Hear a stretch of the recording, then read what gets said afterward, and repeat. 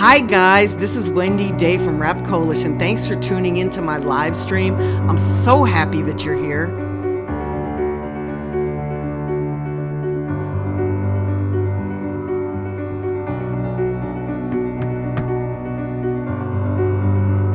Okay guys, I'm almost there. I'm coming, I promise, I'm coming. Hey, I've got a lot of great information for you today. I'm so glad you're here.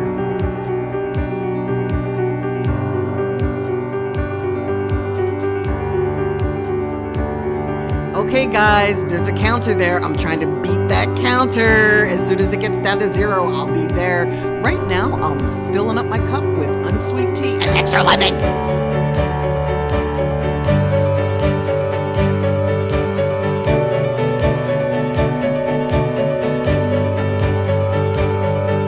Guys, thanks for tuning into my live stream. We're almost ready to go. I'm so glad you're here. I've got such amazing information to share with you tonight. I'm so excited. I'm so happy.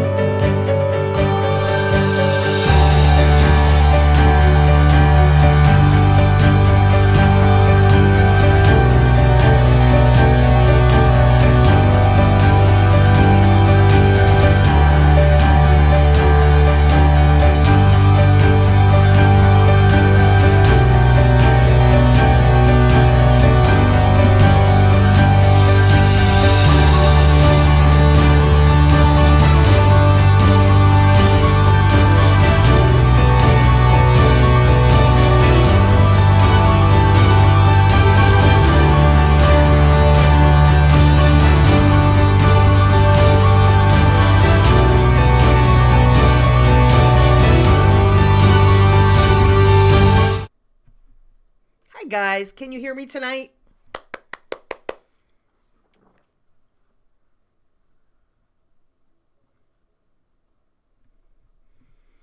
Hey Coop, how are you? Coop, thanks for doing the podcast. Have you guys checked out the podcast interview that Coop DeTrill did with me last week? It was pretty awesome. Hector, how are you? Money baby. Harry, how are you? Henry, excuse me, how are you? Delon Francis. Yes, it's the last 2017 live stream. Just notice, how are you? Henry's looking for an artist manager. You know, you're going to attract a better level of manager once you have a really strong buzz. So maybe go build a big buzz before you start looking for a manager. And do you have enough to manage for a manager? Once you start making money, you know, it's going to be so much easier to find, and maybe you are, maybe you already are making money. It's going to be so much easier to find a great manager. Sandlot Music Group, thank you so much. Larry Bird, how are you? Just Notice. Odd Man Out Music. Happy to have you here. Media Kings. Yes. Odd Man Out Music, it has been a good year. Has it been a good year? Yes, it has been a good year. So guys, what questions do you have? And hopefully you've got some new questions. I'm looking, I think I answered this. I answered this one last month, about how managers get paid and their revenue. Oh, Delon, thank you so much. I'm so glad that you guys are learning from this. Yay! You know, it's funny. It seems like the first of every month, I'm always downtown at meetings, and I'm driving like a crazy woman to get back here in time so that I can launch this. And it's funny because last Wednesday, which I think was the 30th, right, of the month, I was like, oh my God, I gotta go live. And I was in a big hurry to get home. And then I realized like halfway home that it wasn't December 1st. It was November 30th. So I was like, oh, okay, I have another week. Thank you, Pat. Denise, how are you? Henry, yes, managers get paid anywhere from 15% to 20%. Okay, I need to put this aside because I want to play with it. Tony got me the new the new iPhone 10 today. So it's over in the back charging. But you know how like when you have a new toy and the box is sitting on your desk, you want to like go in and play. So I'm just going to put it way over here so that I'm not tempted to play with it instead of paying attention to you guys, because you guys matter more. VC de Menace is asking, what's the best way to reach out to new fans on Instagram? The way that we do it is we find artists that are similar to you, and we go through and we follow a bunch of their followers, and the ones that follow us back we interact with. There's different Instagram apps that can help you do this, that can help you go through and capture. There isn't one that I use specifically, so you're going to probably have to Google that and see which ones are out there. But that's probably the fastest way to build your Instagram with real people. And remember, you want real people because you want to be able to bring them into your fan base. These are folks that you want to come to your shows and buy your merchandise and support your music and give you feedback. Make sure you guys interact with everybody on Instagram, right? I know it's really time consuming to go through your comments and respond, but it's a really good idea to do that.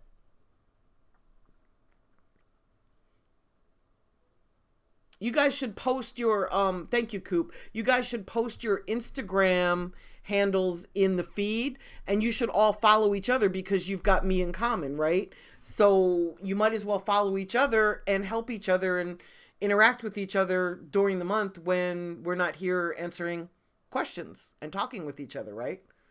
It's just a natural way to find new people. Hector's asking me, does the money you make from merchandise go to your label's bank account, publishing bank account, or touring bank account? I usually have it go to the touring bank account because most merchandise is sold at shows for artists. So that's usually part of the touring bank account.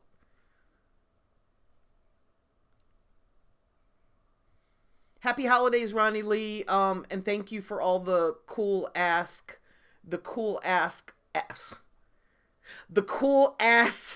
emojis in the feed. Thank you, love. You're being artistic. I love it. You've got flowers and balloons and Christmas trees. Henry's asking, do I think it's time for another hip hop duo like Outkast or Field Mob? Yeah, it's very likely. The reason you don't see as many duos as you used to see is because it's very hard to get paid as an artist, and when you're a duo you have to split all the money. So most artists want to do this themselves so that they can make the lion's share of the money instead of having to split it. I'm tongue-tied today. What is my problem? Maybe I just need to relax. Maybe that's what it is.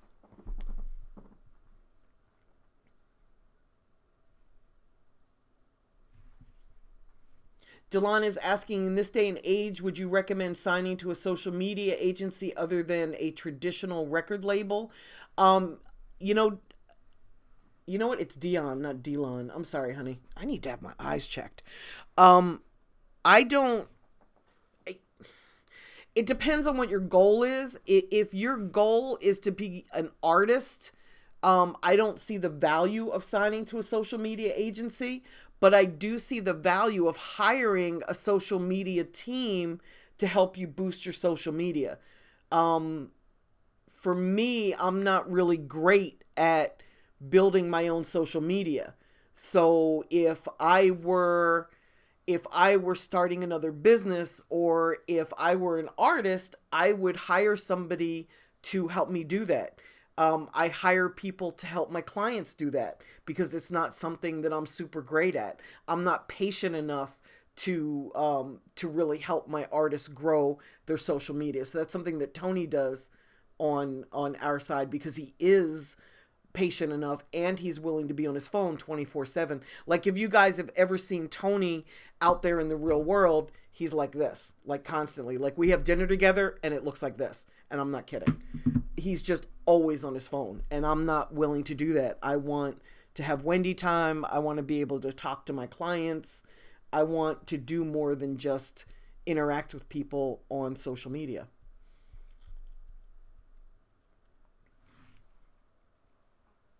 VC to Menace, you've been doing this too. Should you ask them to buy music? I wouldn't ask my fans to buy music.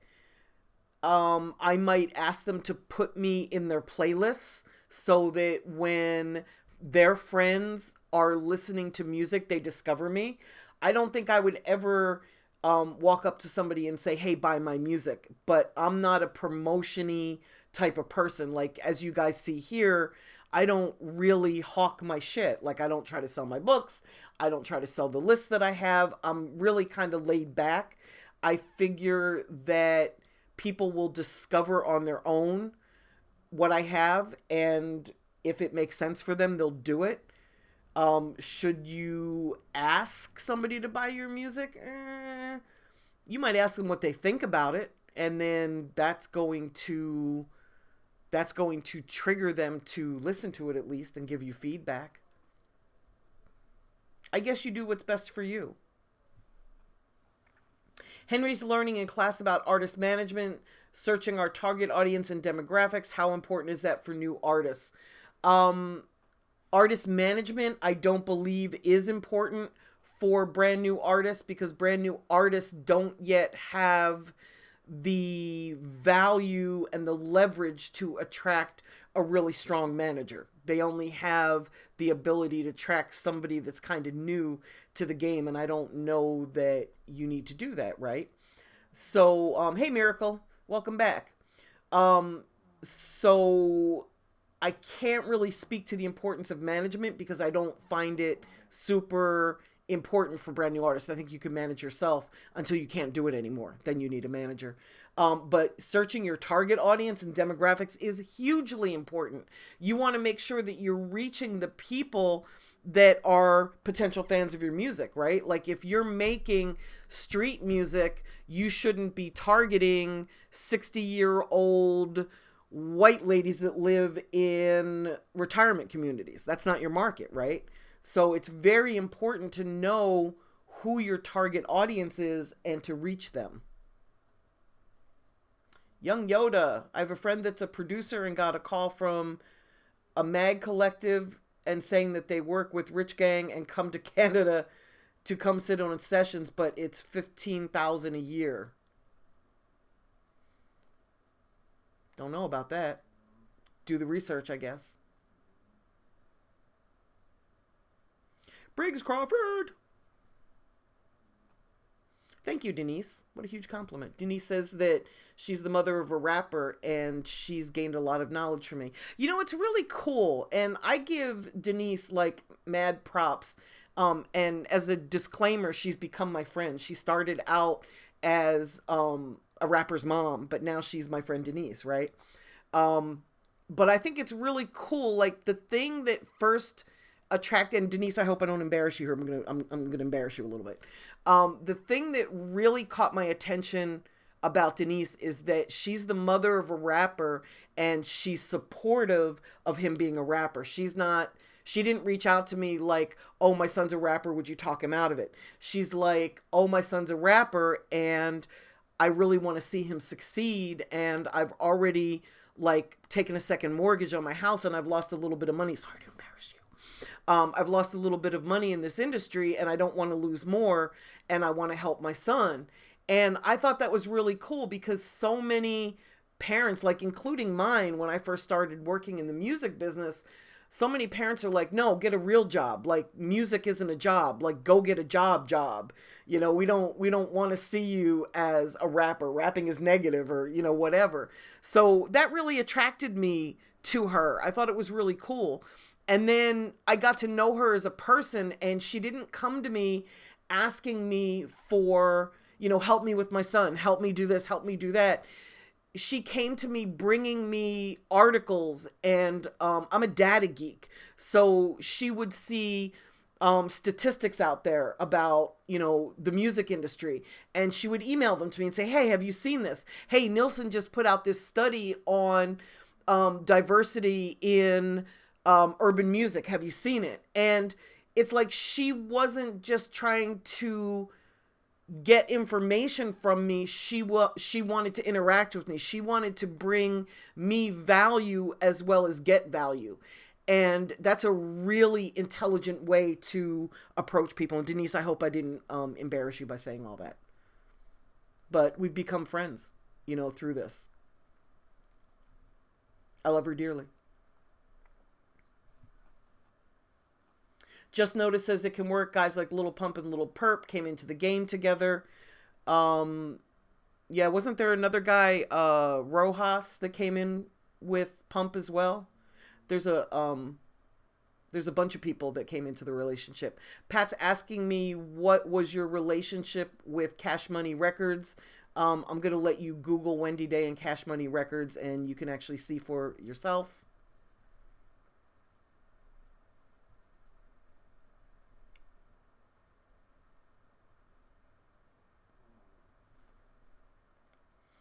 Henry's asking, when you were managing Eminem, I never managed Eminem. How did you pitch him to the labels at that time as a white rapper? I didn't manage Eminem. I just recognized his talent. I had just done Twister's joint venture at Atlantic. I had just come off of the Master P deal. So the labels were open to me. And I sent his music to them. And no, I didn't pitch him as a white rapper, because back then being a white rapper was super negative and super difficult. It would be like trying to pitch a deaf rapper today, like going to labels and saying, hey, here's this deaf rapper and he's really talented. The labels would be like, what are you talking about? It doesn't mean he wouldn't be talented. It just means there is no example of a successful deaf rapper, so it would be a really hard sell. Well, at that time, Eminem was coming into the industry right after there were some white rappers that had been exposed for not being real, and it was very difficult to get a rapper on. We ended up doing Rap Olympics to really showcase his talent in order to get him the deal at Interscope. Sandlot Music Group, there is a video, there's an interview where I interviewed Sunny from 1RPM for distribution.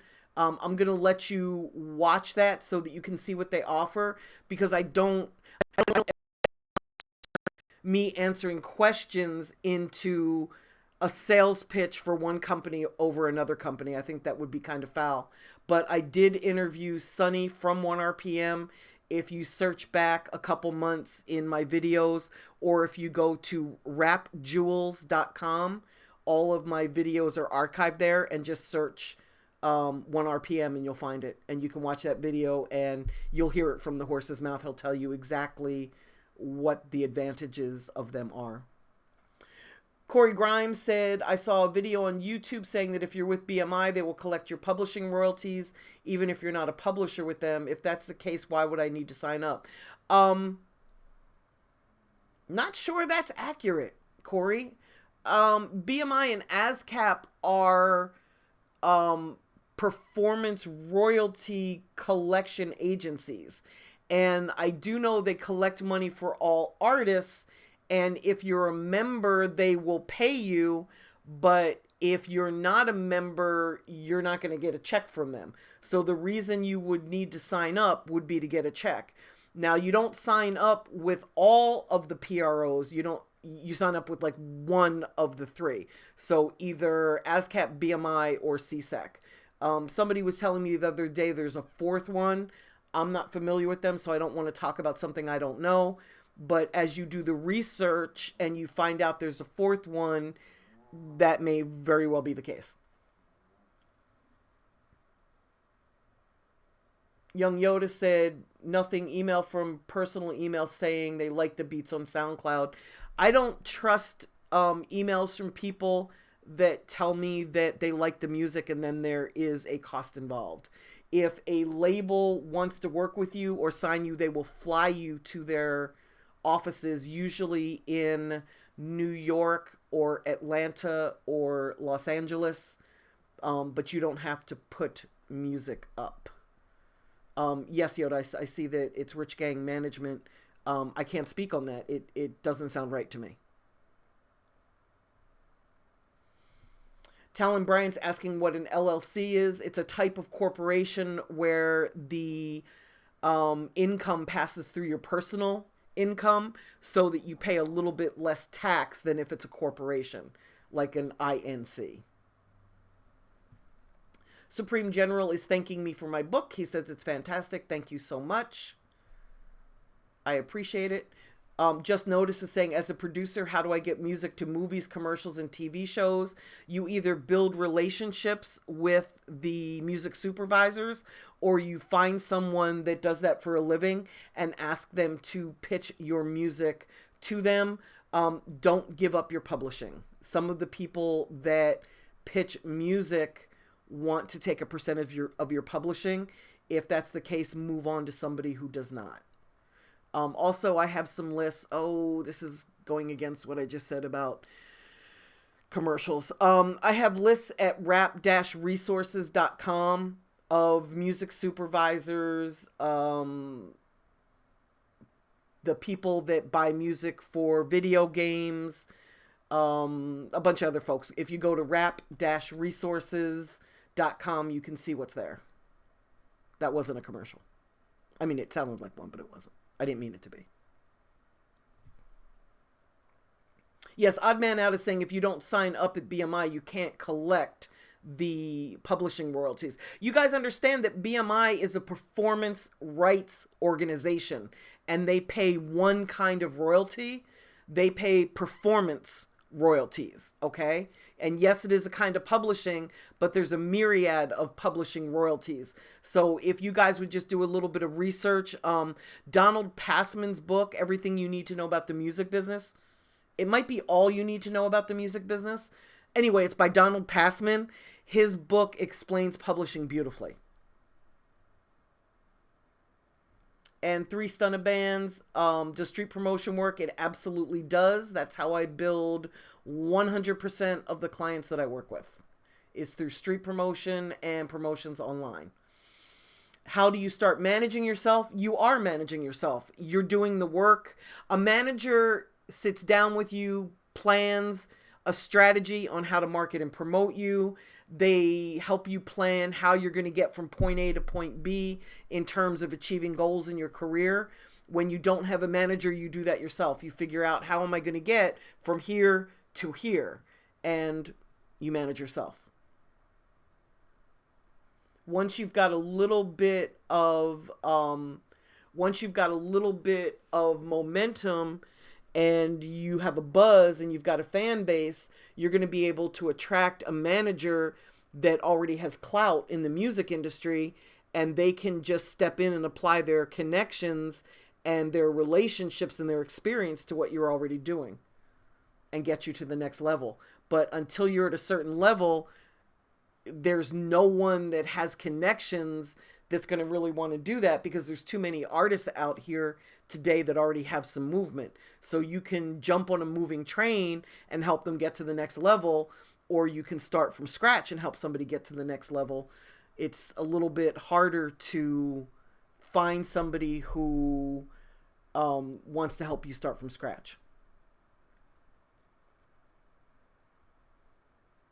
Thank you, Denise. Such a huge compliment. I hope I didn't embarrass you.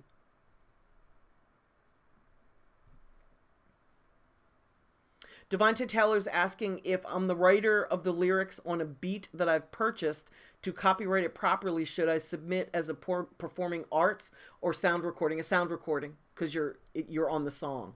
You're actually it's actually the song that you're copywriting. You know what? Go to copyright.gov just to make sure that that's correct. I don't want to tell you. It's the PA form, that I usually fill out, not the SR form, which would imply performing arts. So would you please go to copyright.gov and just do a little bit of research there? I think it's the label that fills out the sound recording copyright, but when you're putting out your own music, you are the record label. So just go do a little bit of research on there. I don't want to steer you wrong, but it's the PA form I think you fill out, performing arts. And I just told you the opposite. So go do the research to make sure.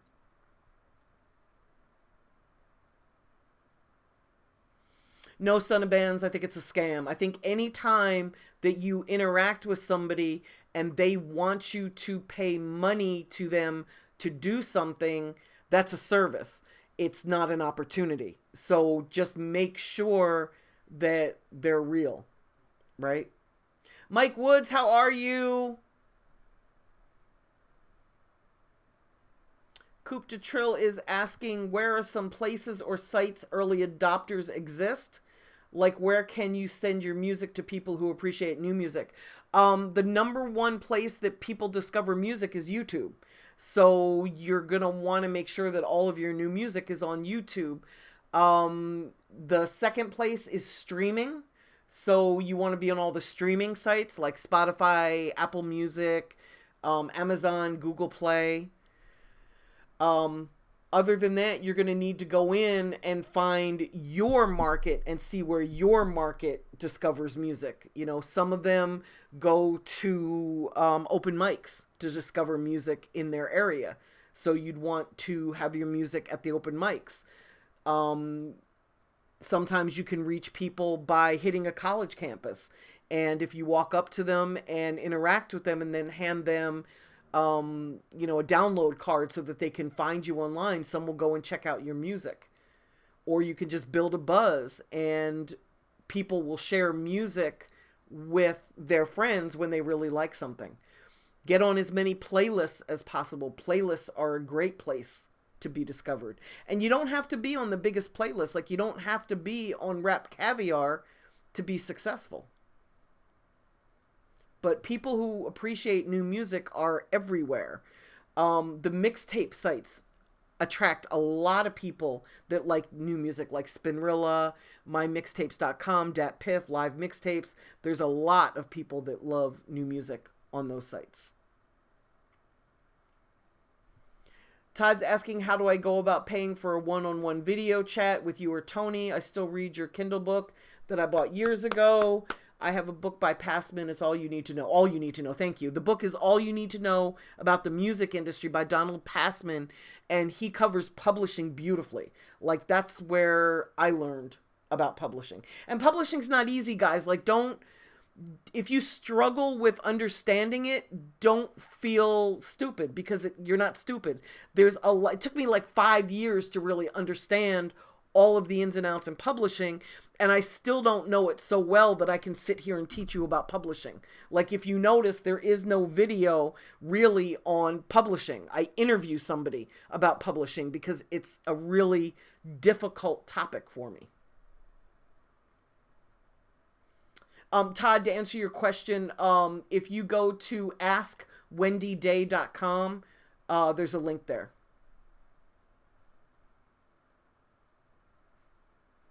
And I think it's also at rap-resources.com. I think both links go to the same site. Mike Woods, how can you ensure you've registered a track with ASCAP or BMI properly?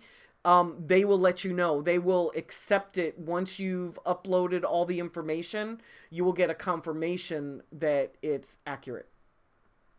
Odd Man Out is saying PA is for the artist and SR is for the sound recording, which would be the record label.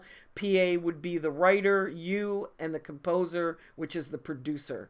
And the sound recording is, if you're going to put it out as a record label, that would be the copyright. Cursor TV, I have never heard of Mia Mind Music. Tony! My husband's on here. I love him. He's a keeper.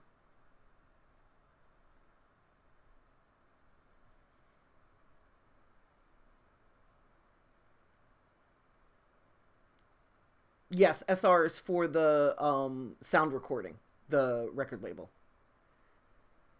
Oh, Polly, that's so cool. Polly watches Tony's live. That was really cool.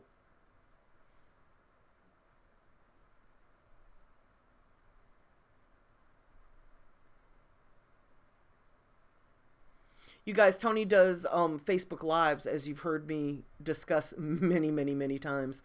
I think he does them almost every day. So you should definitely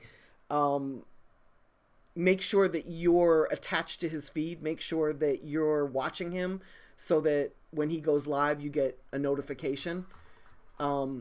He is a little bit more blunt than I am. I'm a little bit kinder than he is. But you can learn so much from him because he will just give it to you raw, and I love that. Like, there's no bullshit with the man. He is my husband, so I support him greatly.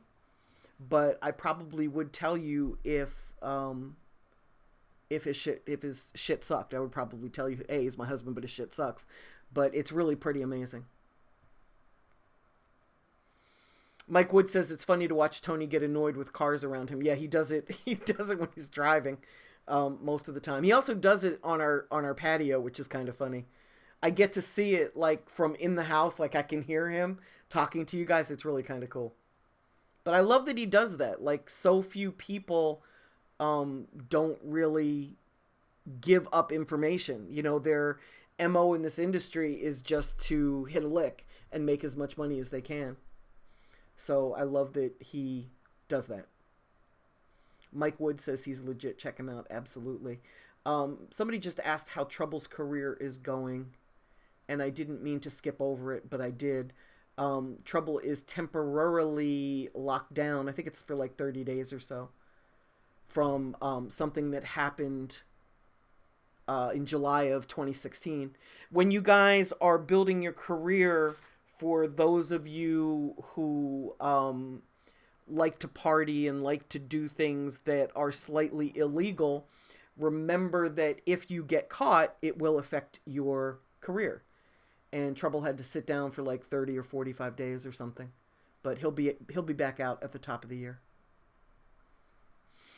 The truth is refreshing. A download card is like a business card. I'm looking for one on my desk. I usually have one here. Yeah, this is kind of one. Not really. A download card, it looks like a business card, but it's got all of your links. It's got your website. It's got your Spotify, your YouTube, so that somebody can go to your links and check out your music when they meet you. And obviously you want it to be as attractive as possible. It can be a thin paper business card, or it can be like this, which is a little bit more credit card-y for a little bit of a lasting effect. It can be square, it can be round, it can be whatever. We used to give out CDs back in the day. On some clients, I still do give out CDs. It just depends on where I am. If I'm in the Southeast, I still give out CDs because there are still many, many, many CD players. If I'm in New York City or Chicago or LA, I do not. I give out download cards.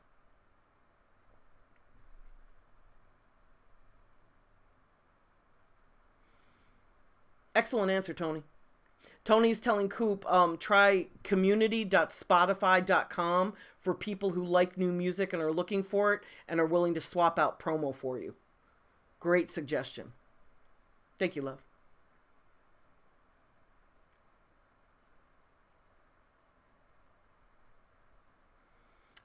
Companies that make download cards. Cursor TV is any company that makes business cards. Vistaprint is a very inexpensive company. Moo Cards is very inexpensive. Jack Prints, which is spelled JAKPRINTS, is where I've gotten round cards. When I was working with Joyner Lucas, we gave out round download cards because it just matched his logo at the time.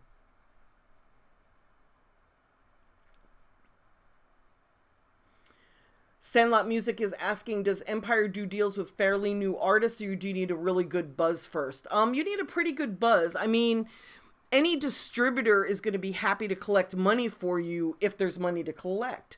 But if you put music up and you're only getting, 5 or 10 downloads a month, they're not going to be so happy to have you as part of the team. I mean, you're going to be there, but you're not going to get any attention. Most of my newer clients that are brand new, I'll start out at TuneCore or DistroKid just to sort of get their numbers up a little bit, and then I bring them to a distributor. Travis, we sell music and we give it away. I want to always make sure that I'm reaching fans the way that they want to hear their music. So if you're on Spotify, right, and it's the only place as a fan that you receive music, I want to make sure that my artists are on Spotify because I want you to hear their music. If you don't have Spotify and you're really just somebody who cruises the mixtape sites, if I don't have my artist music on Dat Piff or Spinrilla or Live or my mixtapes, then you're going to miss the music. I would rather you hear the music when it's a new artist to build the fan base than to make the money. I mean, making money is great and you got to monetize this, but I just feel like I want the music to be wherever somebody is receiving the music, right? Wherever somebody wants to get music. So I prefer to be everywhere. Benny, how are you? Benny binge watched my videos. Okay, so Benny has a Twitch now, right? You binge watched all of my videos and studied for a whole weekend, but I want to know your opinion on the market. You're in New Haven, Connecticut, and there's a bunch of colleges and high schools around. I like New Haven. I think New Haven is a decent marketplace. I'm not sure what type of music you're making, but don't just market to New Haven, right? You want to go a little bit wider. Like, make sure you hit Providence, Rhode Island. You want to hit like Brown University and that whole area. Springfield, Massachusetts is a great market. I guess what I'm saying is go a little bit bigger than just New Haven, Connecticut. You know, hit as many markets as you can afford. Obviously blitz your own market first, but go bigger than just one market. You're not gonna find enough fans to sustain a career in just one market.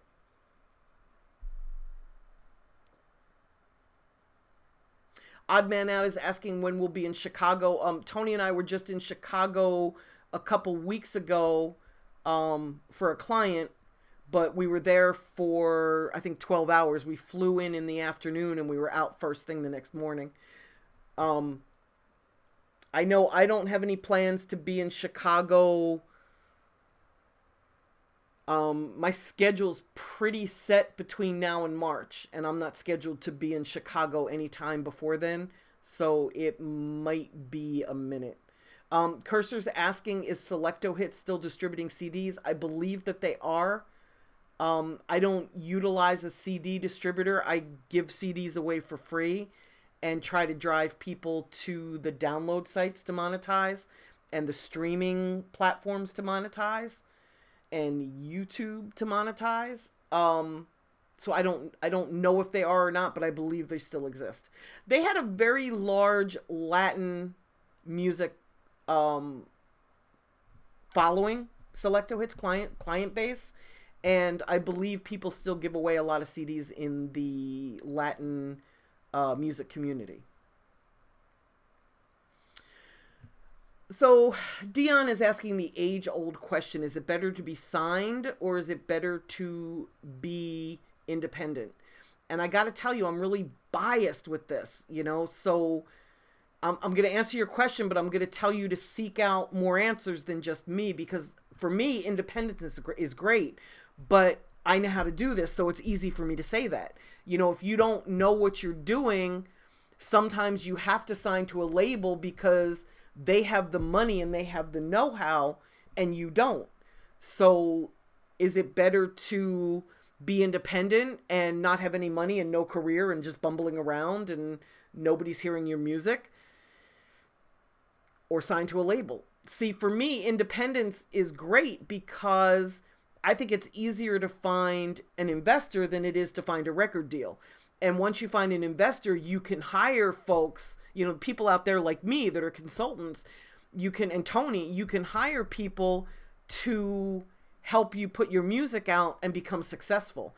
And then you own a larger percent of the music. If you sign to a record label, you're only going to get somewhere between 12 and 18% of the income, and that's after you pay back all of the money that's spent on building your career. and almost everything is recoupable. So, and you pay that out of your percentage, it doesn't come off the top. So you pay back what's spent out of your 12% royalty or your 18% royalty. I just really prefer independence. I think there's enough people out here that will invest in you once you've got a little movement forward. And I think that there's enough people that you can hire somebody to help you excel, and then you can be your own record label. I don't see the value of major labels today. That's a personal opinion.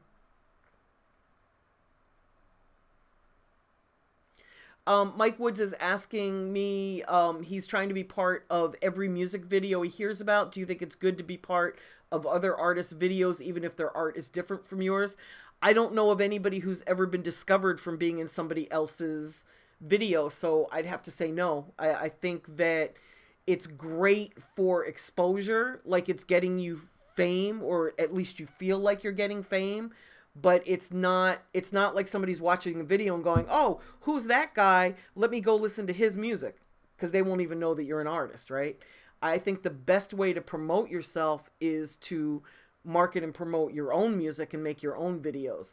And then once you're known, if you want to be in other artists' videos, I would be very selective about whose video I was in. I'd want to make sure that we share the same fan base. Because remember, the goal in this is to expand your brand, and then once you expand your brand, to make money doing this, right? Odd Man Out saying independent's best, but it's a harder grind. I think they're both a hard grind. Like, I don't know of a major label that just starts, like, jumps in and starts working you. Like, you've really got to get it started for them, and then once you've got a movement, then they'll kick in with the money for marketing and promotion and put the team behind you. But to me, it's kind of the same. The great thing about a major label is if you want to be a pop star, if you want to be Lady Gaga or Drake, you almost have to have the major label, because it's going to be millions of dollars spent pretty quickly. And if you do that independently, you can certainly do it independently. Look at Tech Nine, but it's a slower grind. And most of you guys aren't 16 or 17 years old when you're starting out. A lot of you start out in your early 20s. So you've already got a limited window in order to get on in this. This is just my opinion.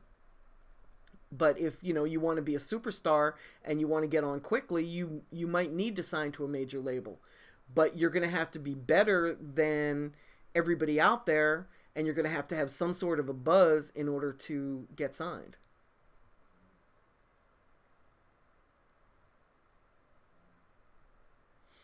Todd's asking, how do we get verified on Twitter and Instagram?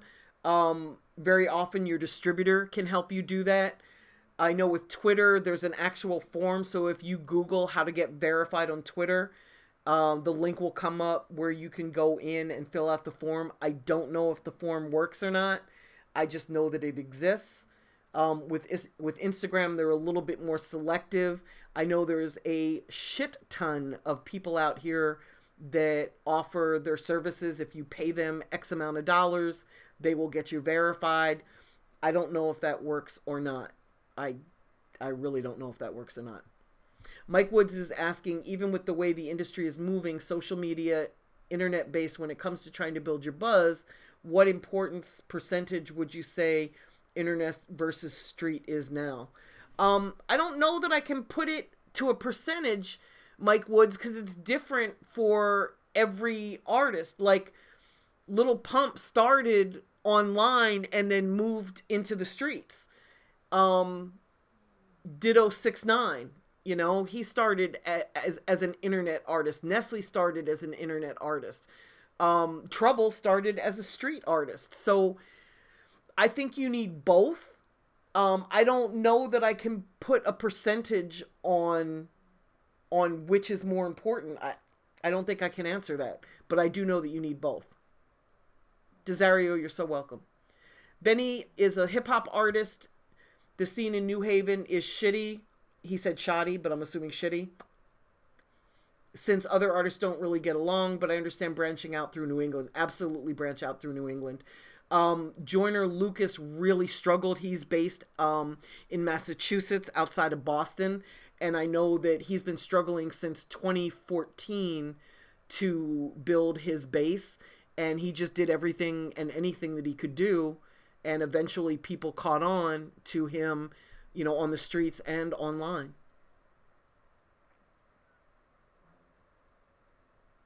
Odd Man Out, I agree with you 100%. Odd Man Out is saying 12 to 18%, and you created the material. It's not even a thought to sign to a label. I agree. I think ownership is better. You know, very often people look at the advances, like if you're signing to a label, they'll give you a check up front, a major label, they'll give you a check up front to sign to them, but you realize you've got to pay that back before you ever make any money. If you do this independently, you're going to make money on the back end, but you got to wait. You got to do the work first and wait for the money to come. So a lot of times people look at the money up front. They say, gee, I'd rather have 50 grand today than $100,000 6 months from now. I'm the opposite. I'd rather have $100,000 6 months from now. I'll find a way to sustain for those 6 months until my money starts coming in. I'll figure it out. Cursor TV is asking how much longer will you be taking clients? Right now, I'm not taking clients. I'm kind of maxed out. It depends on the day of the week that you ask me that. Sometimes I think, oh, I'll be doing this for the next 10 years. And then sometimes I think I'm out of here after this run. I'm tired. So I don't know the answer to that. I wish I could answer that. Media Kings is asking, what's the difference of uploading your music videos through Vivo? Vivo reaches fans that watch videos on Vivo. YouTube reaches fans that watch videos on YouTube. It's different people watching your video.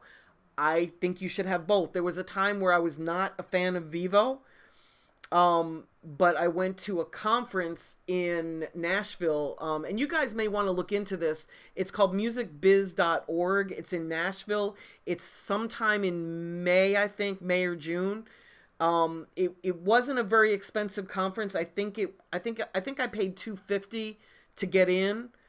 And then I stayed in a really inexpensive hotel and just Ubered every day.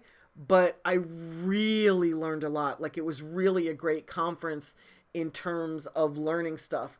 And the guys from Vivo were there. And prior to hearing them speak, I didn't really have a lot of respect for Vivo. To me, Vivo was just a channel on YouTube. And I thought, well, if Vivo's just another channel on YouTube, that means YouTube is bigger than Vivo. I'll just want to be on YouTube. And then these guys did their presentation, and I saw how many viewers were discovering music on Vivo, and now I make sure my artists are on both. I believe you have to pay for a Vivo channel. Google and do the research. But I just believe, like, I keep coming back to this same philosophy where you want to be everywhere. You want to be anywhere that a potential fan is receiving their music, because if you're not there, they will never see you. Hub City Rhymes is saying, if you had $100 per week to spend on ads for a music video of a single, would you spend all 100 on Facebook or a YouTube ad, or would you split it 50-50 or do both? It depends on where my market is. I'm a big fan of Facebook ads, so I would probably spend the bulk of it on Facebook.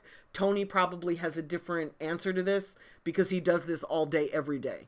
He places ads for his clients and for my clients constantly. But I'm a big fan of Facebook because it's still the #1 platform for social media. You know what I think, and thank you, Odd Man Out. You just triggered something else. Odd Man Out said do both. Why not? You guys know about testing ads, right? Like, you don't just wake up one day and start placing ads and dump all your money into that ad. You make a few different ads and you put them up on Facebook or whatever platform, YouTube, wherever you want to reach your fans.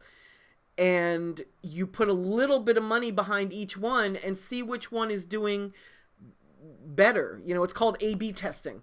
And if advertisement A is getting more click-throughs, or if ad A is getting more eyeballs or interactions or whatever your goal is for the ad than B, then you're going to want to switch to putting all of your money behind advertisement A. But change different things, change the call to action, change the colors, change the photograph. Test these ads before you dump all of your money in it. So if you've got $100, maybe test the ads using $10 and then spend the other 90 on the ads that are really performing well.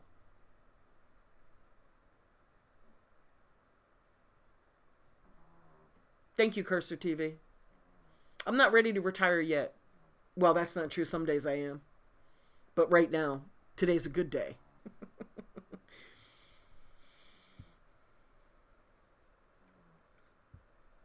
Todd's asking, have Tony and I ever thought about collaborating and hiring a team to help you consult so you could reach a larger spectrum of people and it wouldn't all fall on you?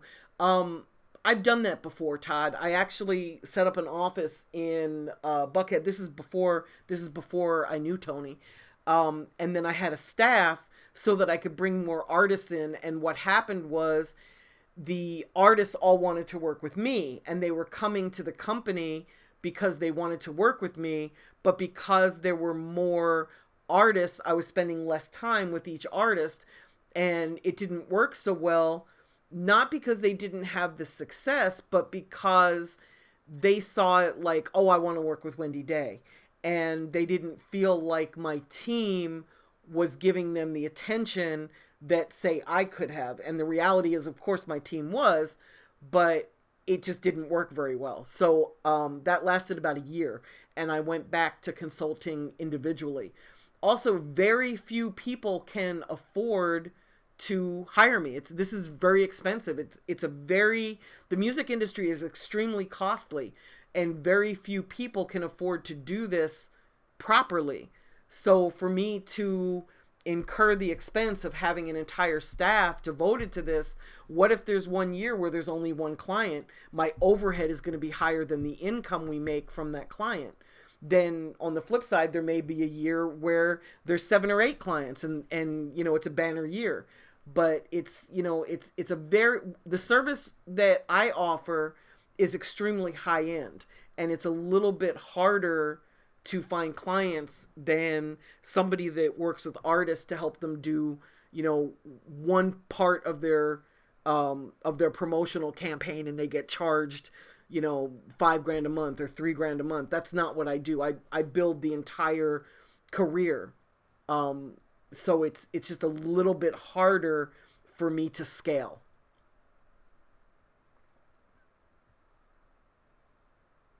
Denise is saying Facebook ads really work to build traction. They absolutely do. I already am a quarterback, Todd. So yes, even if I oversee everything, if I've got 4 clients and I'm focused on one and my team is focused on the other 3, those other 3 are like, where's Wendy? It's always been a problem. I don't know why. Thank you, Mike Woods.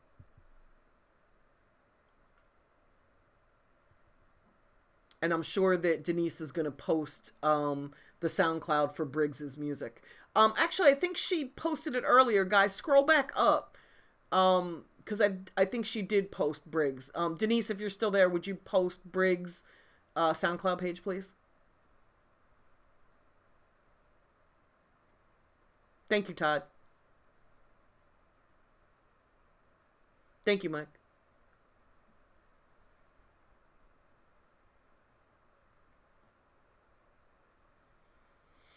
Oh, Todd said the magic word, residual income. My God, yes. Like you guys, when you work for your money, you max out at 24 hours a day, even if you could stay awake 24 hours a day and work 24 hours a day. There's only 24 hours in a day. So you need to be building systems so that while you're sleeping, your money is coming in, whether it's a Shopify portal for your merchandise so that somebody can go online and buy a t-shirt, or putting your music up on any of the platforms like Spotify is residual income.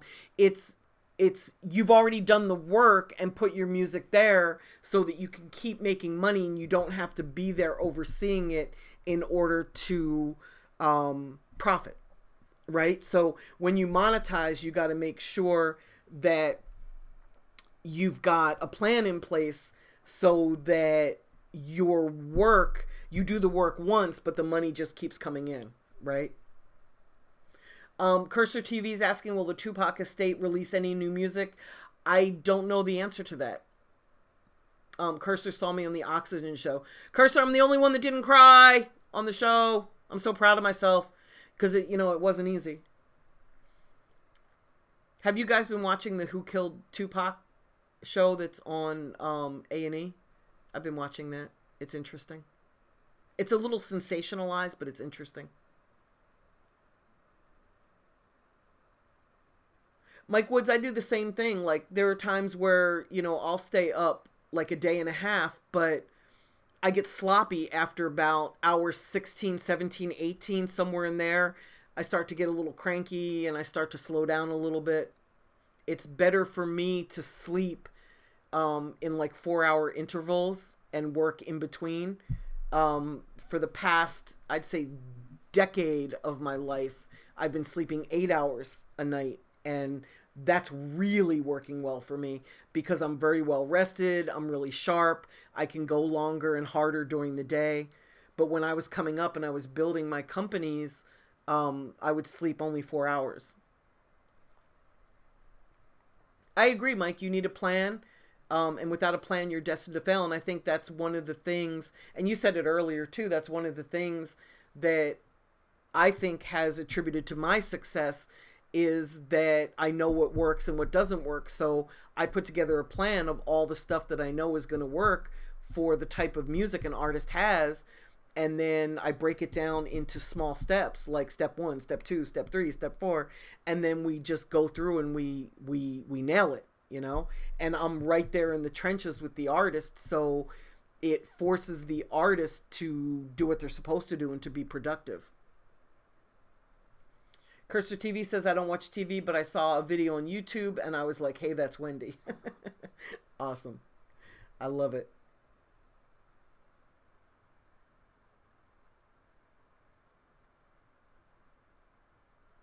Yes, Mike Woods, there's actually people that can get 8 hours of sleep. I have finally, and guys, I can't tell you how many years it took me to learn balance in my life.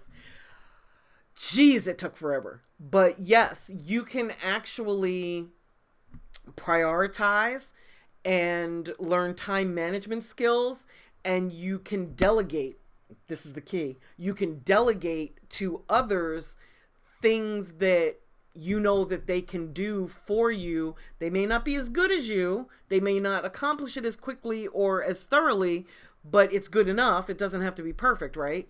You can delegate tasks to other people so that you can spend your time doing what you're really good at and doing the things that bring money in. You know what the hardest thing for me to learn was, and this is so crazy because it's so basic, right? The hardest thing for me to learn was to spend my time doing the things that bring revenue into my company. I used to do the things that I like to do. Like for me, it was fun to go hang out at Lyricist Lounge when I lived in New York and go see the showcases and talk to artists and learn what was hard for them and educate them. And that's great, but it doesn't bring money into the company. Like I can't do this, like what I'm doing right now. I can't do this all day, every day. I will be homeless. So it really took me years and years and years to learn not to do what I love, but to do what brings money into the company. And then once the money comes into the company, then I can spend my time doing what I love. And I can find others to work with me and pay them a salary so that they can do what they're really good at. That way I don't have to do the stuff that I suck at or the stuff that I don't like doing. Todd said he flew to A3C to meet me and listen to my panels as I was teaching. Todd, I was sick as a dog during A3C. That was me with the flu. That was me sicker than I have been in a very long time. After one of those panels, the last panel I did, I don't remember what the topic was. Making money. The topic was funding your career. I was so sick that I went down the street and I rented a hotel room and laid down and fell asleep, and then woke up at like 3 o'clock in the morning and Ubered home. I was too sick to get in the Uber to go home. I was sick as a dog. So thank you for coming to A3C. Thank you for listening to me speak. I was probably at 50% capacity. Hopefully you didn't notice that.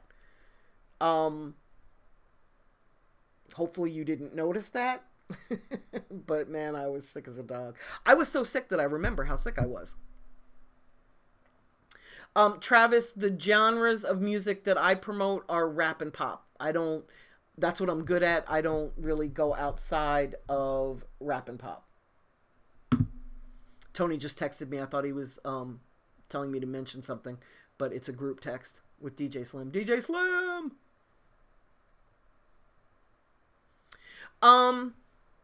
Telling Brian, I can't answer that question. How much does it cost to start a tour? Because it depends on the markets. If you want a tour, figure out what it's going to cost in transportation. Figure out, the gas, tolls, everything that it's going to cost you to move around. Find hotels. Figure out what's the cost to stay in the hotels. And then that's going to give you an idea about starting a tour. I'm assuming you mean starting a tour for yourself, since this is for artists. I don't know that you mean that, but I'm answering it as if you're an artist. And make sure you have a buzz so that when you perform, people actually pay to come see you. Oddman Music is giving you a great answer. It's a beat up van, a bunch of garbage food, a little sleep, and a bunch of bull crap, but it's all worth it. There you go. You guys should check out Kosha Dills. If you don't know who that is, Google him. He has, that's all he does, is he just tours and makes money. And a lot of people don't know who he is, but he's doing it big. And he writes about it on his blog. He spells it Kosha space Dillz. So go check out his blog and read his articles about his tours. He does it extremely cost efficiently. He does it overseas. He does it in the US. He does it during festival season. He goes from festival to festival to festival, and he actually makes money doing this. Mike Woods, you ain't lying. Time management is so important when you're in a relationship. Yet balance is everything. Todd, you are, I had to, like when you commit to something, I could have been dying and I would have propped myself up and talked. You have to. When you give your word, you gotta come through. Good. Todd said he didn't notice because he was taking notes. Oh, good. Telling reps. Okay, good. So I was answering the question. Mike Woods is saying negotiation is important when on tour. And Todd's saying so much materials dispersed at A3C panels, and I wanted to retain as much as I could. Absolutely. Antoine is asking, when looking to construct a producer for hire contract, where should I look? I'm in the Charlotte area. I found some general templates, but nothing specific when I'm in the studio with Axe. It's because attorneys usually put those together. So you'd want to have an entertainment attorney put together your first producer deck and then use that as a blank going forward. There's an attorney called Matt Buser, Buser. He's on Instagram and he's on Twitter. If you Google him, you'll find him. It's Matt Buser, Buser. And I have found him extremely affordable. That's who is putting together the producer agreements for one of my clients right now. Mike Booker, how are you? And thank you. Thanks for the kind words.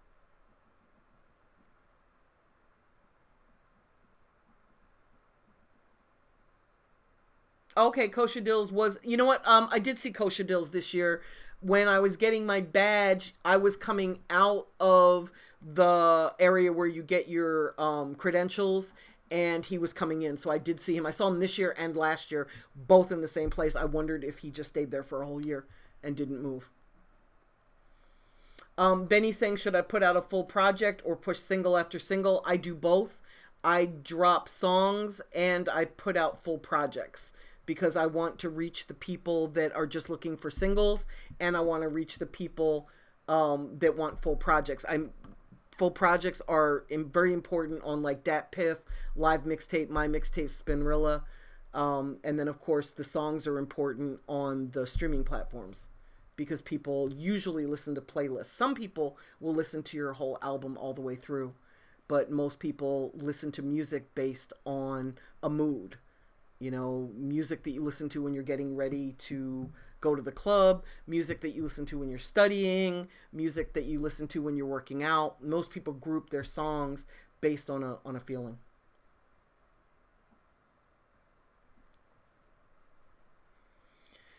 Guys, I think we're good.